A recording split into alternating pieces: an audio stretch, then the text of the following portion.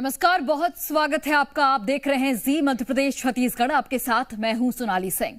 Iran और Israel के बीच missile attack भीषण रूप लेता जा रहा है। ईरान ने दावा किया है कि उसने 200 मिसाइलों से इजराइल पर हमला किया। जानकारी यह भी है कि इनमें से अधिकतर मिसाइल मार गिराए गए हैं। इजराइल ने दावा किया है कि ईरान के हमलों में उसका कोई भी नागरिक जख्मी नहीं हुआ है। सभी बंकरों में थे। हमले के बाद सभी को बंकर से सुरक्षित बाहर निकाला गया। तो 200 मिसाइलों से इजराइल पर अटैक किया गया है। ईरान की ओर से यह दावा किया गया। हालांकि इजराइल ने यह साफ कर दिया है कि यहां पर उनके कोई भी नागरिक जख्मी नहीं हुए हैं। जब यह अटैक हुआ, सभी को बंकर में भेज दिया गया था।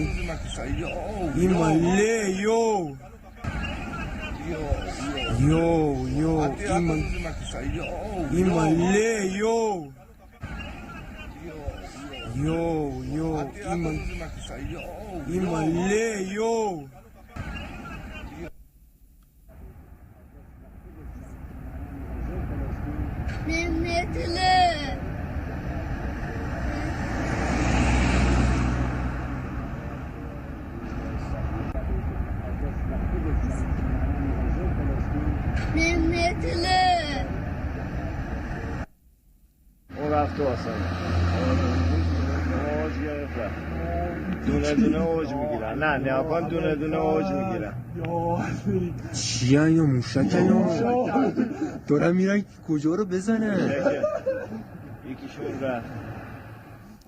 और चलिए अब आपको इजराइल पर ईरान के हमले की 6 तस्वीरें दिखाते हैं।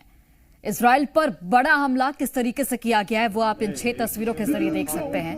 ईरान ने मिसाइल दागी है। करीब 180 मिसाइलों से अटैक किया गया है। एयरबेस को निशाना बनाया गया है। कई शहरों में हमले किए गए हैं। तेल अवीव समेत कई शहरों में निशाना यहां पर उन्हें बनाया गया है। इजराइल की जवाबी कार्रवाई भी हालांकि अब देखने को मिलेगी। इजराइल के पीएम नेतन्याहू की ओर से ये दावा किया गया है कि इजराइल मुंह तोड़ जवाब देगा। तो इन 6 तस्वीरों के जरिए आप देख सकते हैं किस तरीके से इजराइल पर अटैक किया गया है। और ये अब तक का सबसे बड़ा हमला ईरान ने किया है। करीब 180 मिसाइलें दागी गई हैं।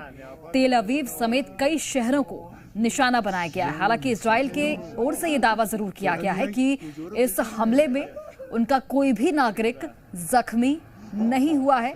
जब यह हमला होता है, सभी लोगों को बंकर में छिपा दिया जाता है और जैसे ही यह हमला खत्म हुआ, बंकर से सभी को सुरक्षित निकाल लिया गया।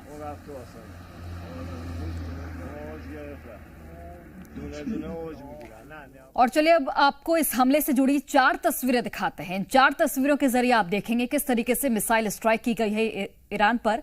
इजराइल पर बड़ा हमला किया गया है। खाड़ी में ये महाजंग छिड़ी है और इजराइल अब बदला लेगा। अगले 24 घंटे भारी हैं।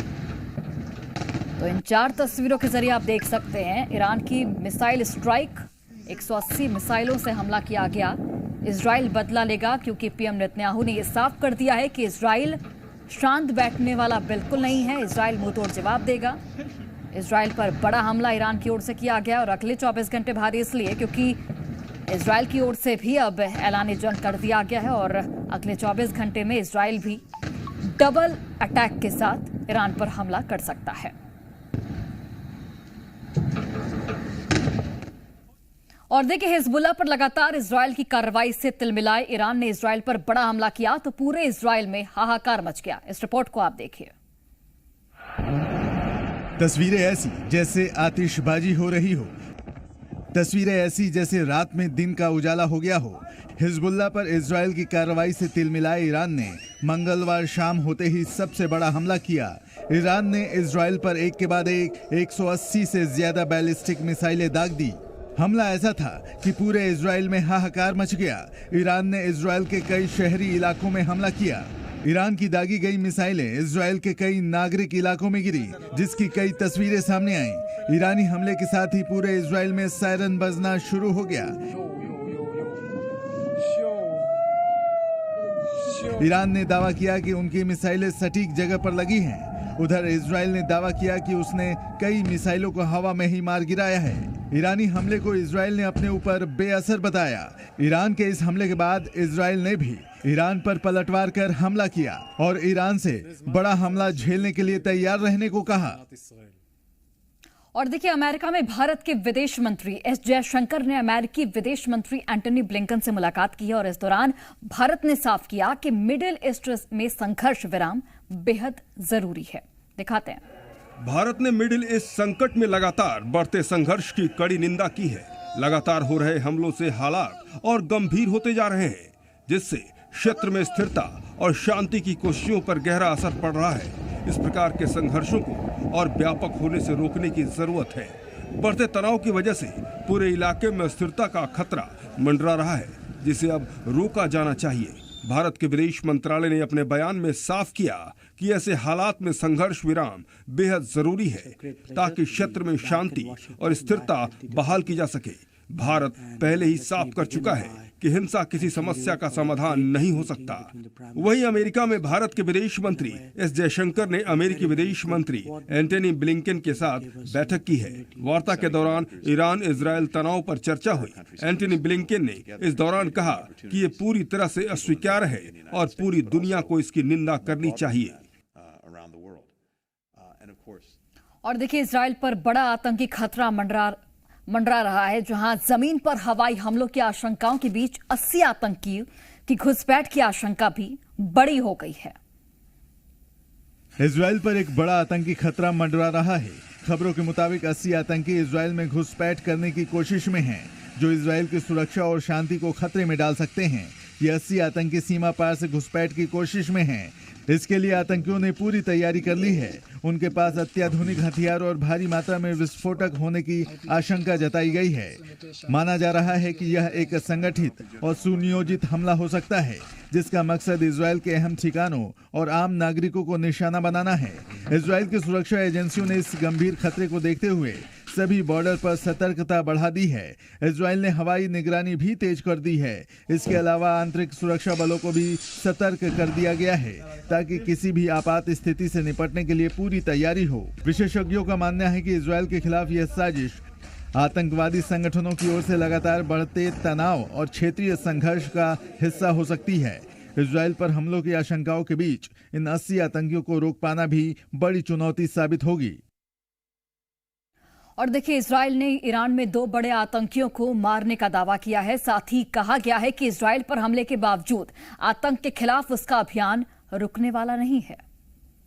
इजरायली वायुसेना ने इंटेलिजेंस डिवीजन की सटीक निशानदेही पर एक बड़ा ऑपरेशन अंजाम दिया है, जिसमें हमाम हुसैन डिवीजन के कमांडर डी अल फकर हनावी को बेरूत में मार गिराने का दावा किया गया है। इसी के साथ एक दूसरे आतंकवादी मोहम्मद जाफर काजिर को मारने का भी दावा किया है, जो कि हिजबुल्लाह को ईरान से हथियारों की सप्लाई करता था। वो 4400 यूनिट का प्रमुख था। आईडीएफ लगातार हिजबुल्लाह के कमांडरों और उन सभी तत्वों पर हमले कर रहा है, जो इजराइल के नागरिकों के लिए खतरा पैदा कर सकते हैं। इजराइल ने इसे आतंकवाद के खिलाफ इजरायली सैन्य अभियान का हिस्सा बताया है, जिसमें हिजबुल्लाह और उसके समर्थकों को इजराइल के लिए बड़ा खतरा बताया है। इजरायली सेना का कहना है कि ये हमले सुरक्षा और स्थिरता बनाए रखने के लिए जरूरी हैं। पीएम नेतन्याहू ने साफ किया है, इजराइल आतंकवाद के खिलाफ अपने अभियान में कोई ढिलाई नहीं बरतेगा। इजराइल पर हमले के बावजूद दुश्मनों को मुंहतोड़ जवाब देता रहेगा। आगे बढ़ते हैं। ईरान का इजराइल पर यह हमला मिडिल ईस्ट में किसी बड़ी लड़ाई की तरफ इशारा कर रहा है। इस हमले के बाद यूनाइटेड नेशन की भी प्रतिक्रिया आई है। रिपोर्ट दिखाते हैं आपको। ईरानी हमले के साथ ही इसमें कोई दो राय नहीं है कि मिडिल ईस्ट किसी बड़ी जंग की तरफ बढ़ने जा रहा है। हिजबुल्लाह के प्रमुख हसन नसरल्लाह को हाल ही में इजराइल ने मार गिराया था। इसके बाद इजरायली सेना लेबनान में जमीनी हमले के लिए भी घुस चुकी है। इसके बाद से ही ईरान बौखलाया हुआ है और इस हमले से उसने अपने गुस्से का जवाब दे दिया। ईरानी हमले की यूनाइटेड नेशन ने कड़ी निंदा की है। एंटोनियो गुटेरेस ने कड़ी निंदा करते हुए कहा, इस हमले को फौरन रोकना होगा। जानकारी के मुताबिक ईरानी प्रोजेक्टाइल के निशाने पर 10 मिलियन नागरिक हैं। इधर इजराइल ने नागरिकों को शेल्टर लेने का निर्देश दिया है। इजराइल के प्रधानमंत्री बेंजामिन नेतन्याहू भी शेल्टर में गए हैं और वहां से लगातार अपडेट ले रहे हैं। ईरान ने कहा है कि इजराइल पर मिसाइल हमला इस्माइल हानिया, नसरल्ला और ईरानी जनरल की हत्या के जवाब में किया गया है। ईरान ने इजराइल को जवाबी कार्रवाई की चेतावनी भी दी है। और देखिए, इजराइल पर हमले के बीच बड़ी खबर सामने आ रही है। इजराइल में भारतीयों के लिए एडवाइजरी जारी की गई है। भारतीय सुरक्षा नियमों का पालन करें, यह एडवाइजरी जारी की गई है। भारतीयों के लिए जो भी इजराइल में रह रहे हैं, शेल्टरों में खुद को सुरक्षित रखें। दूतावास की ओर से यह कहा गया है। इजराइल में 28,000 भारतीय नागरिक मौजूद हैं।